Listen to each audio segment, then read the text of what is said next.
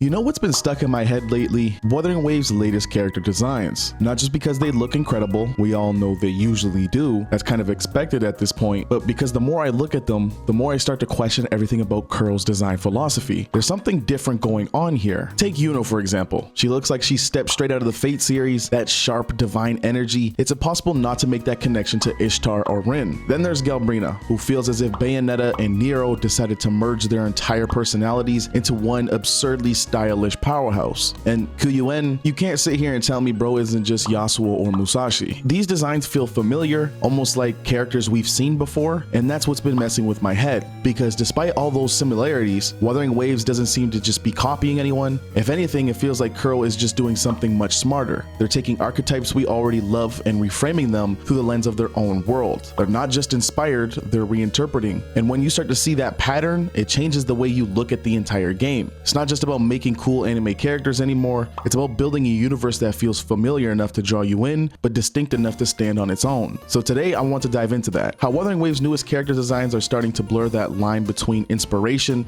and originality, and why that might actually be one of the most smartest and most deliberate moves Kuro Games has made yet. But before we get into this video, if you've been enjoying the content recently, make sure to subscribe and turn the notification bell on so you don't miss out on any future videos. My community Discord server is pinned in the comment section down below for those of you that want to join to say what up. But without further ado, let's get into this. So I started noticing this pattern. Every single time Kuro drops a reveal as of late, my brain immediately goes, hold on, this seems super familiar. They're pulling from designs and archetypes that already live rent-free in our heads. These are characters we've seen before, and yet somehow Kuro Games makes them feel fresh. And that's what's so strange about it. At first, you might think, okay, maybe they're running out of ideas. Maybe they're leaning too hard on what's already been done. That was my first reaction too. But the more I sat with it, the more I started looking at these character designs side by side, the more I realized something. This isn't laziness, it's a strategy. Maybe this is Kuro's new creative direction, one that speaks directly to the nostalgia and visual instincts of the audience. They're not just trying to reinvent the wheel, they're taking what already works, what already clicks with people, and saying, let's reshape this in our own image. You see a character and instantly recognize the vibe, but then Wuwa's tone, world, and lore twists it into something completely their own. And that's powerful because it makes every design feel both instantly familiar and uniquely tied into Wuthering Waves' identity. And when you think about it like that, that's not just smart design, that's a power move. And let's be real here for a second.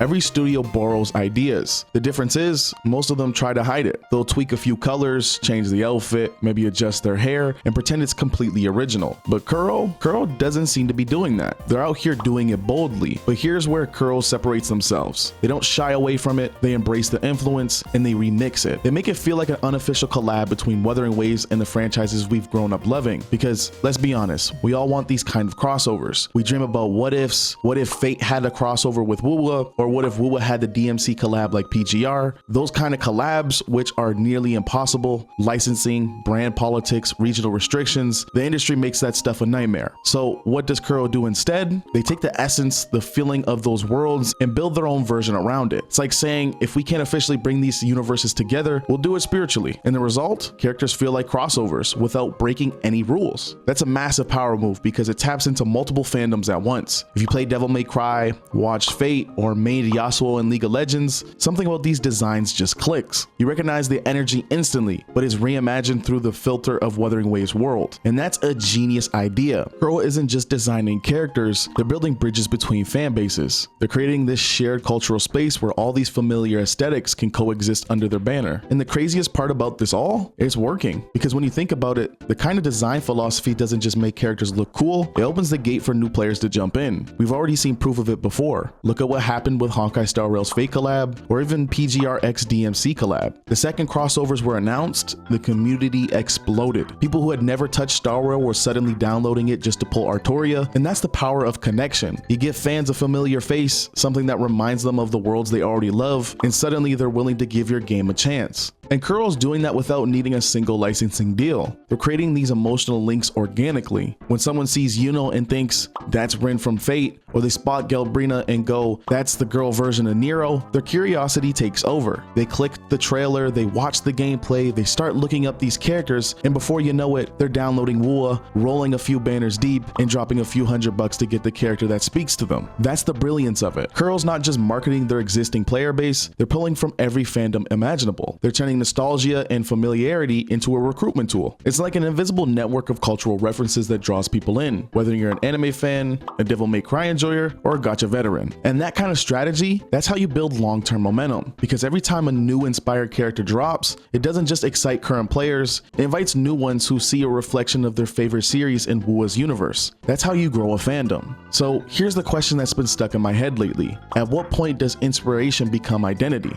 Because honestly, I think Kuro might have found that line. We're so used to that originality means something completely new, something we've never seen before, untouched, unreferenced, totally isolated from anything else. But that's not how creativity works. Every piece of art, every story, every game, every character is built on the echoes of something that came before it. The things that really resonate with us are rarely the ones that are 100% new. They're ones that remix, reinterpret, and reframe the familiar in a way that feels alive. And that's the line Kuro seems to understand better than most studios right now. They're not afraid of inspiration, they own it. They take pieces of what we've already loved and rebuild them inside their own world, reshaping them until they become something uniquely to Wuwa. That's what makes this so refreshing, because let's be honest, in the gacha space, most studios either recycle the same tired formula until it loses flavor, or they play it safe that their characters start to blur together. But Wuthering Waves, it breaks that pattern by being boldly familiar, by acknowledging its influences instead of running from them. It's like Kuro understands that familiarity isn't a weakness, it's a bridge. It's what lets players connect faster, feel invested sooner, and recognize the spirit of the world even if they've never played it before. And honestly, that's what great art does. It reminds you of something you love and then shows you why you could love it in a completely new way. And honestly, I think that's a big part of why Wuthering Waves still feels fresh for me. It's not just the combat, it's not just the graphics, it's this feeling the game gives me every time I come back. Every new reveal, every new character,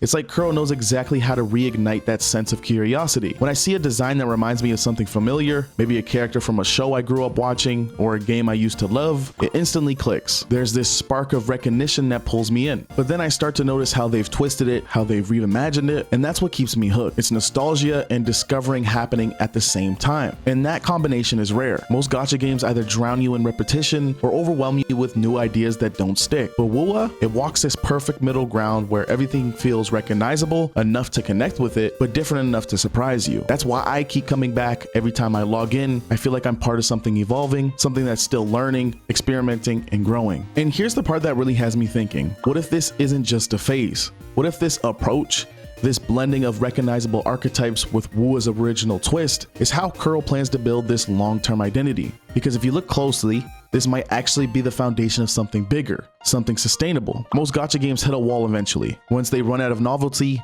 they start recycling themes, repeating character types, and just hoping people stay for meta or fan service. I mean, just take a look at what ZZZ is doing right now. Two of their newer characters, Lucia and Octopus Girl, they literally have the same player model as Yi Zhuan, but just changed up their outfit and hair. But let's be real here, Wuthering Waves feels like they found that third way. They're building a design philosophy that can grow with the audience, because as trends shift, as players evolve, Kuro can keep pulling new cultural references, new media, new archetypes, and as long as they keep putting their own spin on it, it'll stay fresh. Now, just to clarify here, I don't want all the character designs to have references to other medias. I'd want a perfect balance of Wuwa original characters being about 60 to 70% of the case, and the other percentage to be inspired characters. But just imagine what the game would look like 2 years from now. Maybe we get characters inspired by Attack on Titan, or sci-fi units that feel similar to Nier Automata. There's so much room to explore, so many fandoms to tap into, without ever needing a license. That's not just smart character design, that's a strategy for longevity. And if Kuro can keep walking that line between homage and originality, they might actually be able to do something that most live service games can't. Stay culturally relevant while still feeling uniquely themselves. So yeah, maybe Yuno gives off a little Ishtar energy, maybe Galbrina is radiating straight from Bayonetta vibes, and maybe QUN is quite literally Yasuo, but here's the thing.